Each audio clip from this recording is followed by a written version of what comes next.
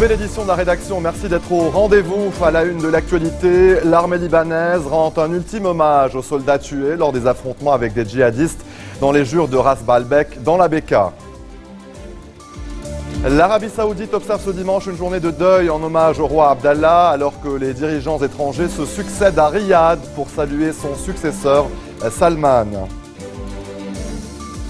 En Grèce, les bureaux de vote se sont ouverts pour des législatives qui s'annoncent historiques. Tous les sondages prédisent en effet la victoire de Syriza, la gauche radicale d'Alexis Tsipras.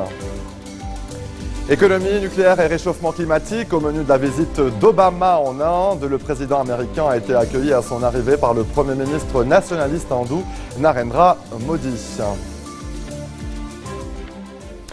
L'armée libanaise a rendu ce dimanche un ultime hommage au soldat Ali Hassan Wehbe, tué lors des affrontements avec des djihadistes dans les jures de Baalbek, dans la Bekaa. Le soldat de 24 ans, célibataire et originaire de Naba, dans la Bekaa, avait intégré l'armée en 2013.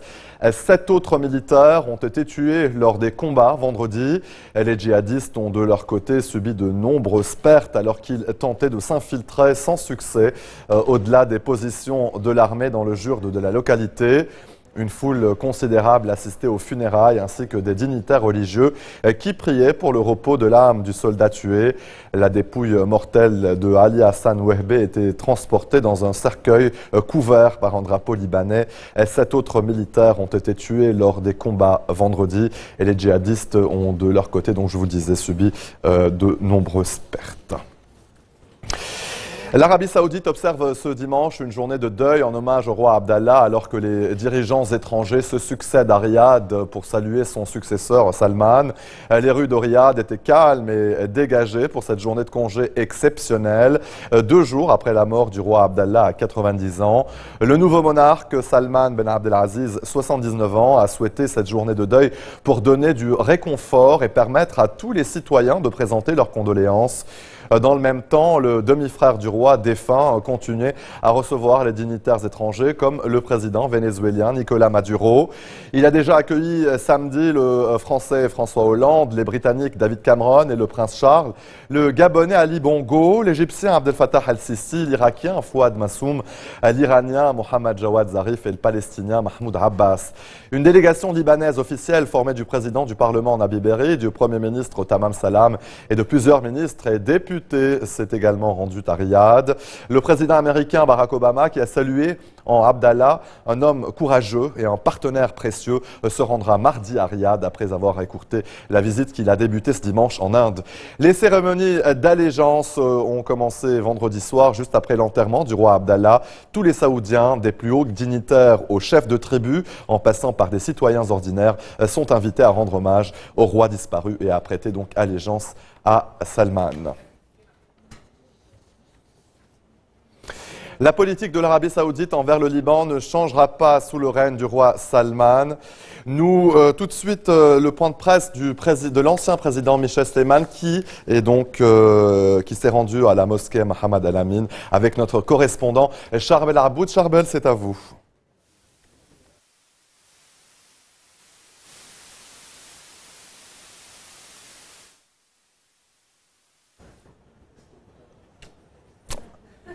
Voilà. Alors, vous l'aurez compris, nous avons un petit souci technique. Nous serons avec vous, Charbel, dans quelques instants. Je vous le disais, la politique de l'Arabie Saoudite envers le Liban ne changera pas sous le règne du roi Salman. Ce sont les mots de Ali Awad Assiri, l'ambassadeur saoudien au Liban, en marge des présentations des condoléances en la mosquée Mohammed El-Amin au centre-ville de Beyrouth. Le diplomate a redit l'engagement du royaume aux côtés du Liban, de son gouvernement, de son peuple et de son armée. Vous voyez donc sur ces images en direct de la mosquée Mohammed El-Amin à l'écran l'ancien Premier ministre Fouad Signora. Des tirs ont résonné ce dimanche à Sanaa, la capitale yéménite, quadrillée par des miliciens chiites, dans un pays où le président et le gouvernement ont jeté l'éponge, ajoutant à la confusion le Parlement qui devait se réunir en urgence pour discuter de la démission d'Abdrabbo Mansour Hadi et du cabinet a de nouveau reporté sa session d'urgence à une date non précisée. À Sanaa, une tentative de manifestation d'opposants aux Houthis a failli tourner au drame quand des miliciens ont commencé à tirer en l'air à balles réelles pour disperser le rassemblement. Cette escalade l'escalade intervient au lendemain d'une grande manifestation contre la présence des Houthis dans la capitale où ils sont entrés le 21 septembre. En Grèce, ce 25 janvier, les bureaux de vote se sont ouverts pour des élections législatives qui s'annoncent historiques. Tous les sondages prédisent en effet la victoire de Syriza, la gauche radicale d'Alexis Tsipras, dans ce pays soumis à des années d'austérité sévère. Et Syriza promet de rompre justement avec cette politique d'austérité imposée par les institutions financières internationales, ce qui serait une première au niveau européen. Le Premier ministre sortant, le conservateur Anthony Samara, a voté dès l'ouverture des bureaux de vote. À ses yeux, la victoire de Syriza dresserait les Européens contre la Grèce. En dehors de Syriza et de la Nouvelle Démocratie, 6 autres formations pourraient entrer au Parlement. Le vote s'achève à 19h heure locale. Les premières estimations seront ensuite rapidement connues. L'Égypte fête ce dimanche le 4e anniversaire de la Révolution, un 4e anniversaire qui intervient sur fond de violence. 2 policiers ont été blessés au Caire, la capitale, dans l'explosion d'une bombe devant un club de sport du quartier d'Héliopolis. Les partisans du président déchu Mohamed Morsi, issus des Frères musulmans, se sont rassemblés ce matin près de la place Tahrir, ce haut lieu de la contestation qui précipita la chute du régime d'Hosni Moubarak en février 2011, comme vous le voyez sur ces images d'archives. Les forces de sécurité ont par ailleurs tiré des gaz lacrymogènes pour disperser une petite manifestation place Ramsès, toujours au Caire. Les autorités ont décidé d'annuler toutes les célébrations cette année en raison des 7 jours de deuil décrétés après la mort du roi d'Arabie Saoudite. Mais les Frères musulmans, comme une dizaine de mouvements, ont maintenu leur appel à descendre dans les rues contre le pouvoir en place. Une mobilisation qui intervient après la mort hier soir d'une manifestante tuée par la police en plein centre-ville alors qu'elle participait à une marche interdite par les autorités. La victime, Shaima El-Sabbar, tout comme les autres manifestants, souhaitait honorer les 800 victimes de la Révolution et déposer quelques gerbes de fleurs, place Tahrir. Le masque funéraire de Toutankhamon, 3 fois millénaire, pièce maîtresse du musée égyptien du Caire, a été endommagé. C'est le cri d'alarme lancé par une association égyptienne de protection du patrimoine qui dénonce depuis des années la gestion désastreuse des autorités en charge des antiquités. Selon un responsable du musée qui a requis l'anonymat, l'incident a eu lieu l'année dernière. La barbe qui était rattachée au masque par une cheville en bois a échappé à des ouvriers chargés de réparer l'éclairage. Pour cacher l'accident, un employé non spécialisé du musée a décidé de rafistoler lui-même la fracture avec de la colle à prise rapide. Si le ministre des Antiquités et le conservateur du musée reconnaissent qu'il y a eu réparation, eh bien ils insistent sur le fait que cela a été fait dans les règles de l'art. 300 000 colons israéliens vivent en Cisjordanie, dans les territoires palestiniens, une situation qui engendre violence et pression psychologique sur les Palestiniens.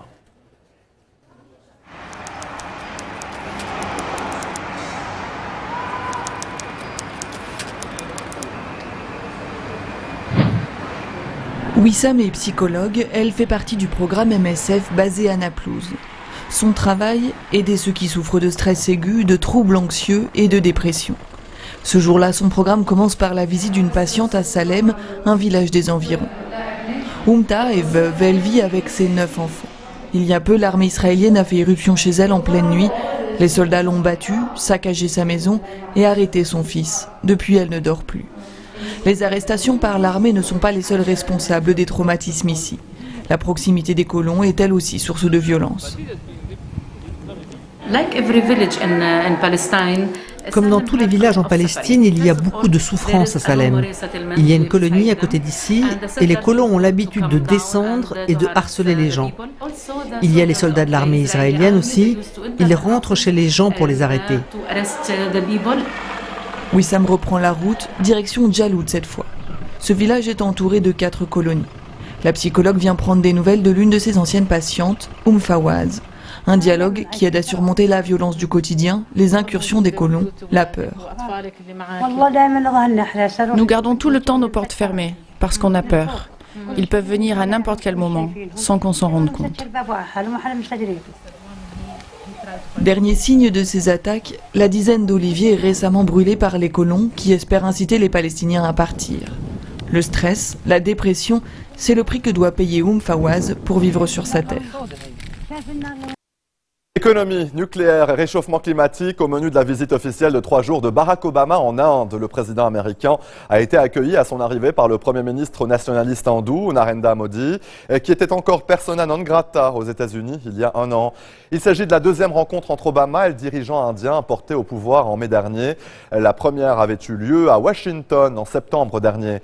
Les deux pays confirment ainsi leur intention de renforcer leurs liens. Obama sera demain lundi l'invité d'honneur du défilé militaire de la Journée de la République qui célèbre la Constitution indienne. C'est une première pour un président américain en exercice.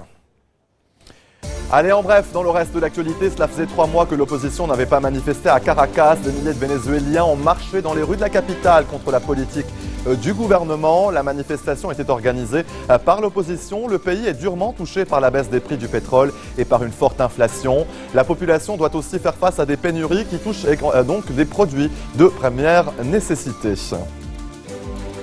En Italie, près de 2000 militants d'extrême gauche se sont rassemblés dans la ville de Crémone, dans le nord du pays. Ils voulaient manifester contre l'agression d'un des leurs le week-end dernier par des militants d'extrême droite. Des heurts ont éclaté avec les forces de l'ordre.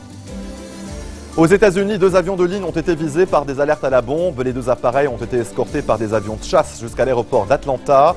Ils ont alors été évacués le temps que les équipes de déminage fassent leur travail. Aucun engin explosif n'a été trouvé. Retour à la mosquée à Lamine avec notre correspondant Charbel Arbout et son invité, l'ancien président libanais Michel Sleiman. Charbel, c'est à vous. نعم ساج بالفعل من بين المعازين اليوم ومن أبرز المعازين الرئيس ميشيل سليمان الذي حضر إلى هنا مسجد محمد الأمين حيث قدم التعازي للسفير السعودي في بيروت علي عوض العسيري وأركان السفارة. فخامة الرئيس يعني كلمة عن خسارة الملك عبد الله وأنتم كنتم في سدة الرئاسة وكان الملك دائما إلى جانب لبنان وله أيادي بيضاء على لبنان.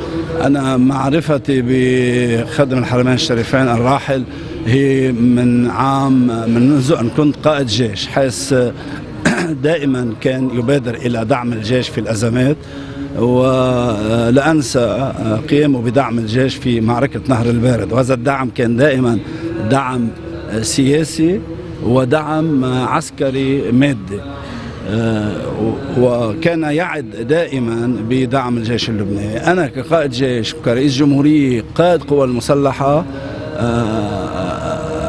قدرت أمنت عبر منحة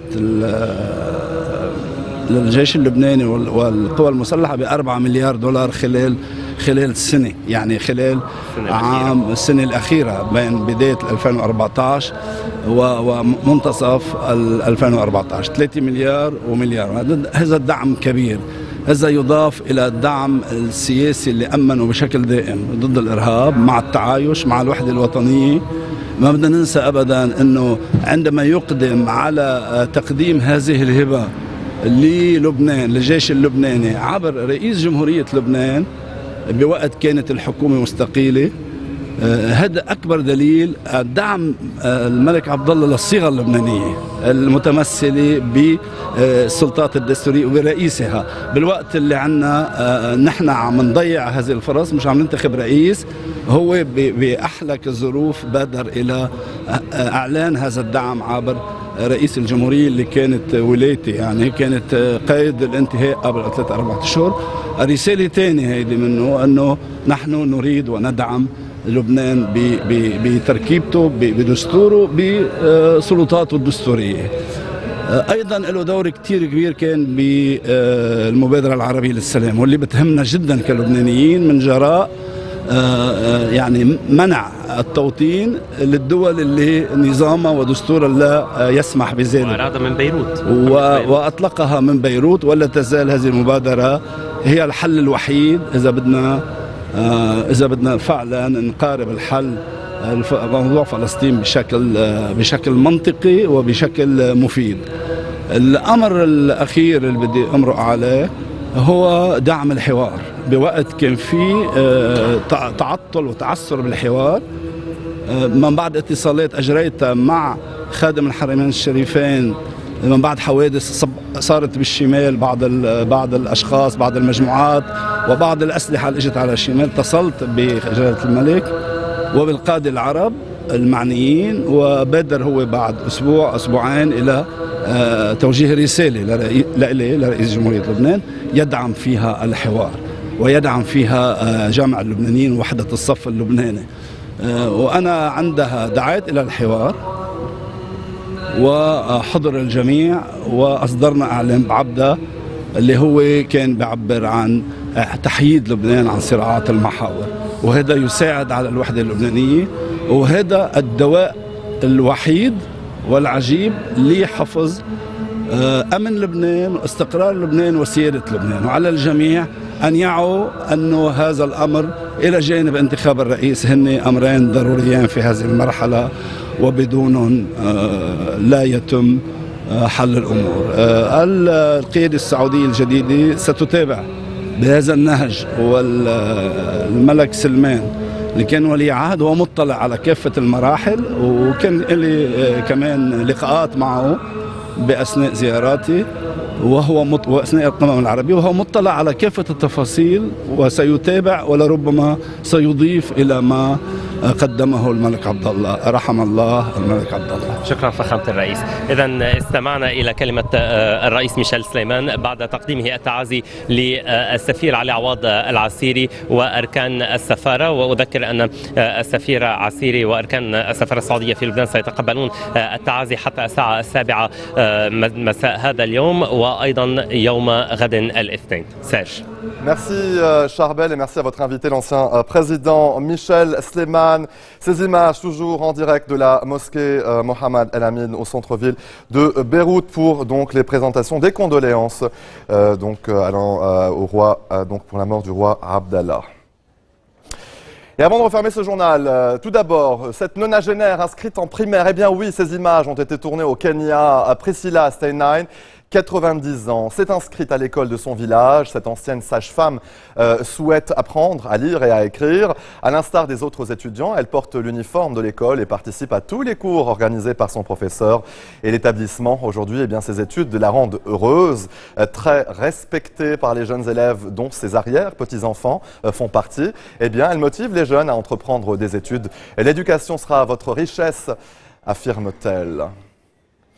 Alliés, queue de pie et casquette ou nœud de papillon et chaussures de sport, arborer des badges fleuris à la boutonnière. Telle est l'élégance masculine, cool et contemporaine présentée par Dior au Tennis Club de Paris à la veille de la fin de cette Fashion Week masculine. La célèbre maison française a voulu une élégance contemporaine sans regarder dans le rétroviseur. Une collection saluée par Karl Lagerfeld. C'était superbe, on a envie de tout mettre, de devenir un client, a commenté le couturier star après donc ce défilé. Ces images tournées donc hier soir à Paris pour le défilé Dior.